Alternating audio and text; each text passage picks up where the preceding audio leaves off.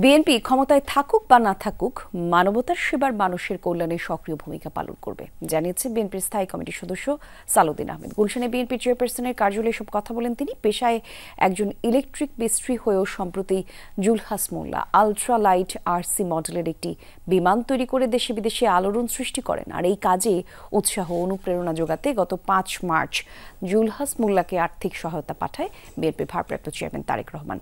আজ আবারও জুলহাসের হাতে তারেক রহমানের পক্ষ থেকে আর্থিক অনুদান তুলে দেওয়া হয়। আর এই সময় সালাউদ্দিন আহমেদ দেশবাসীকে দেশের মেধাবী শিক্ষার্থীদের জাতীয় সম্পদ উল্লেখ করে সবাইকে তাদের পাশে দাঁড়ানোর আহ্বান জানান।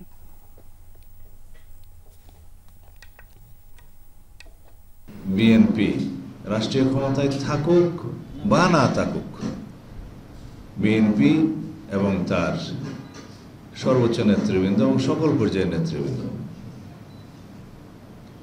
মানবতার সেবায়, মানুষের কল্যাণে, দেশের কল্যাণে এবং মেধার বিকাশে বিশেষত সক্রিয় ভূমিকা পালন করবে।